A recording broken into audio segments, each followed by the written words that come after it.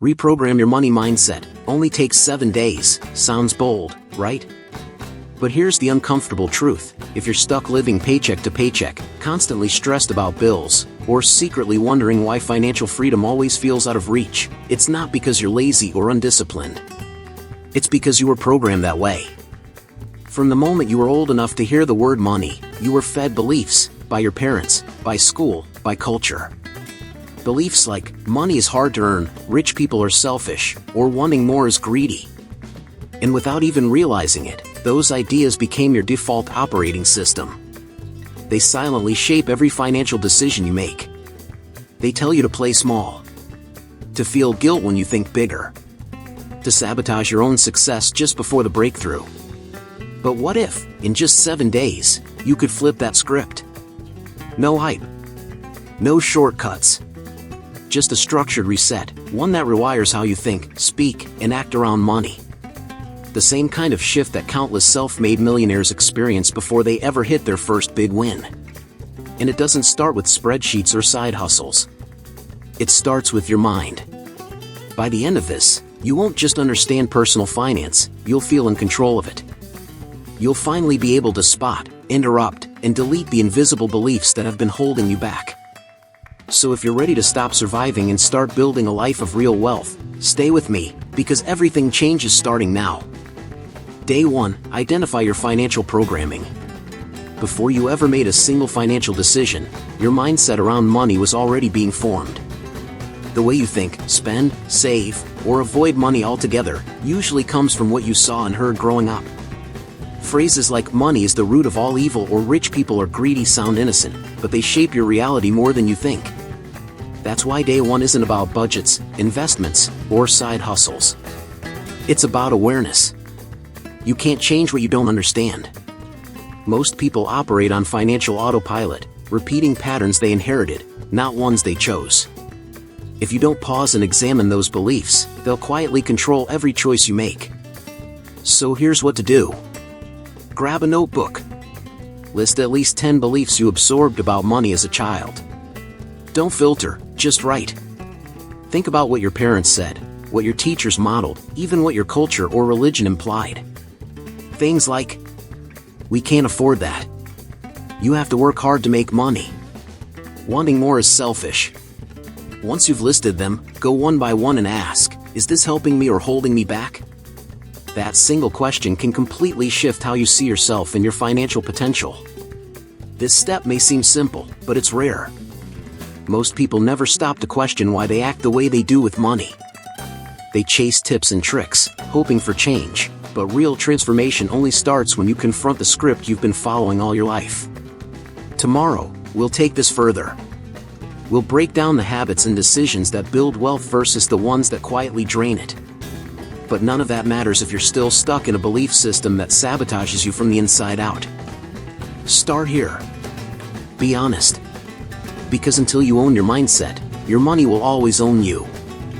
Day 2, learn the language of assets and liabilities. Here's the truth. Most people are financially stuck not because they don't make money, but because they don't understand where it goes. Robert Kiyosaki hit it hard in Rich Dad, Poor Dad. The rich buy assets, the poor buy liabilities thinking they're assets. That fancy car? Liability. That rental property bringing in cash every month? That's an asset. And learning this difference is like learning a new language. It rewires how your brain processes financial decisions. Take inventory today. Seriously, write down everything you own, your phone, your car, that designer watch. Now ask yourself, is this making me money, or is it just making me look like I have money? One adds income. The other adds stress. That's financial psychology 101. And most people don't even know they're bleeding cash from things they thought were flexes. You remember Breaking Bad? Walter White bought that car wash, not because he loved washing cars, but because it made money while he slept. That's the mindset shift. Imagine owning 3 vending machines making you $1,200 per month instead of financing a new iPhone that drains $50 every 4 weeks. These are real choices, and small shifts now become major wins later. So here's the move. Pick one thing you use or wear often and ask if it's secretly costing you more than it's worth. You don't need a finance degree for this, just awareness and discipline. Because once you start thinking in terms of income-generating assets, your habits and goals change naturally. And tomorrow, we're about to take this awareness to the next level, with a habit that'll train your brain like a financial sniper. Day 3. Track every dollar you spend. You ever look at your bank account and think, wait, where the hell did my money go? Yeah, that's the result of unconscious spending.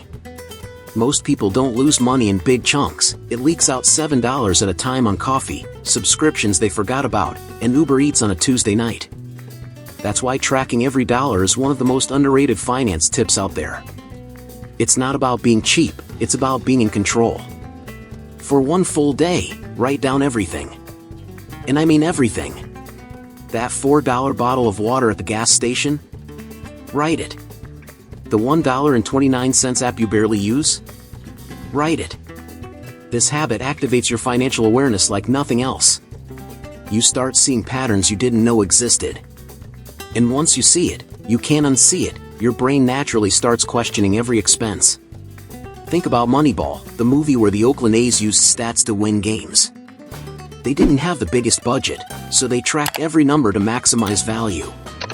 That's your job now. You're the GM of your own money. You're analyzing habits, not shaming yourself.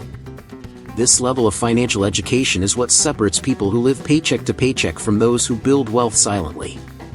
So here's the challenge. For 24 hours, treat your money like data. Use a notes app, spreadsheet, or even pen and paper, whatever works. And tomorrow, when we bring goals into the mix, you'll already be miles ahead of most people who are still guessing where their cash disappears to. Day 4, set a clear, measurable financial goal. Here's the deal, if you don't know where your money's going, your money sure as hell won't know where to go.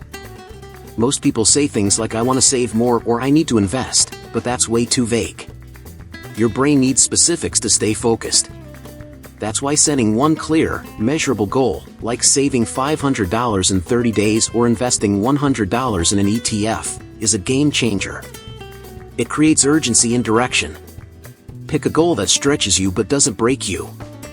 Something realistic that makes your habits adjust instantly. If you're earning $3,000 a month, saving $500 means cutting back on daily spending or picking up a weekend gig. Suddenly, you're not scrolling for fun, you're scrolling for freelance jobs. That's how money habits shift in real time. This isn't theory, it's behavior science in action. Think about the pursuit of happiness. Chris Gardner didn't just say, I want a better life. He set his eyes on that internship at Dean Witter. Clear goal, clear moves. No fluff. Every day became a mission. That same energy is what makes personal finance goals stick.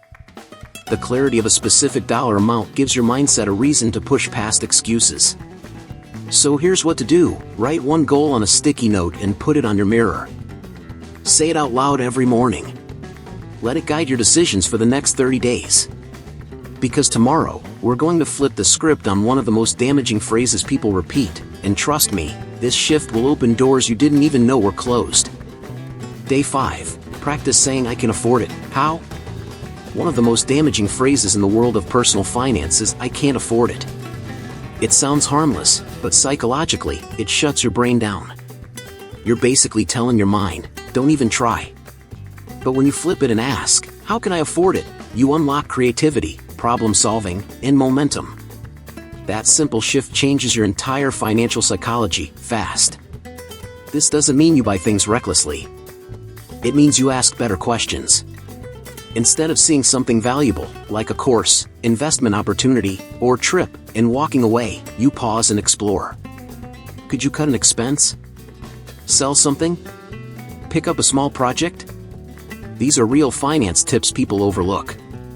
But wealthy minds? They ask how, not if. You ever watch The Martian?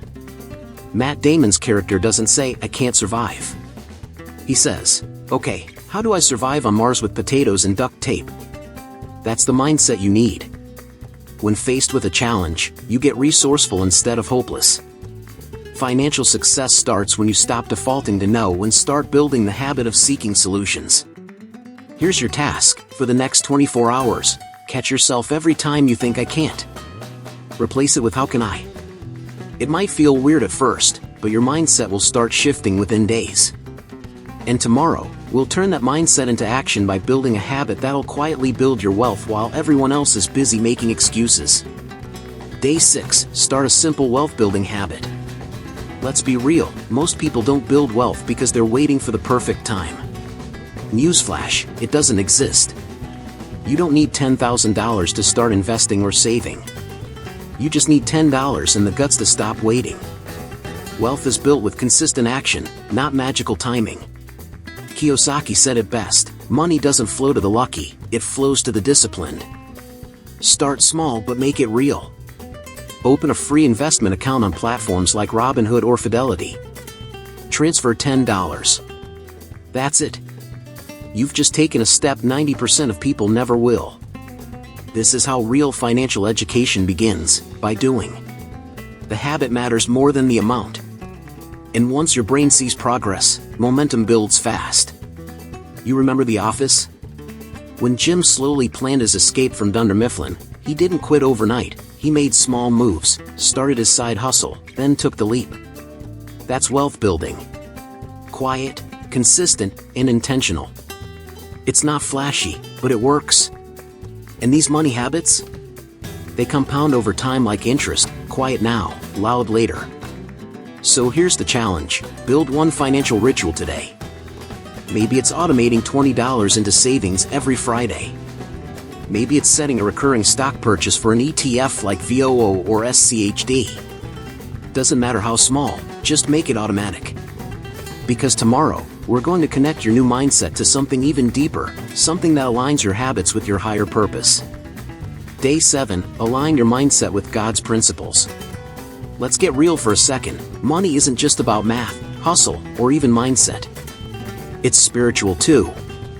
Romans 12 verse 2 says, "Do not conform to the pattern of this world, but be transformed by the renewing of your mind." That applies to your finances, big time. The world pushes instant gratification, comparison, and greed. But God's way? It's about discipline, stewardship, and purpose. When you align your personal finance decisions with biblical values, everything shifts. You stop chasing clout and start chasing impact. Giving becomes more fulfilling than spending. Saving isn't about fear, it's about wisdom. This is financial psychology on another level. And when you manage your money with faith and clarity, peace starts replacing pressure. Think about Courageous, that movie where a group of dads decides to take full responsibility not just as fathers, but as men of God. One of them struggles with money and temptation. But when he chooses integrity over shortcuts, his entire life changes. That's the kind of transformation that happens when you let faith guide your money habits. It's not just about what you have, it's about who you're becoming. So here's your next step, pray over your finances. Ask, am I managing this the way God wants me to? Then start building a budget that reflects your values, generosity, responsibility, and vision. And now that your mindset's aligned on every level, let's take a step back and look at the full journey you've just started, because what comes next might just be the breakthrough you've been waiting for. Remember how helpless it felt when money seemed to control you, when it felt like no matter how hard you tried, you were just surviving, not thriving? Now look at what you've done. You've tracked your spending, questioned old beliefs, learned the truth about assets and liabilities, and even aligned your money habits with your deeper values. That cycle of confusion? You've already broken it. You're not living someone else's story anymore, this one's yours. And if this 7-day reset lit something inside you, don't let it fade. This is just the beginning. Hit that subscribe button and turn on notifications so you never miss more financial education that can completely change how you handle money. We're diving deeper into financial psychology, money habits, and strategies that'll help you build real, lasting wealth, without losing your mind or your soul in the process. Now, if you're serious about transforming not just your finances but your entire lifestyle, there's something powerful waiting for you. It's called holistic health. Nourish your mind, balance your finances, transform your life.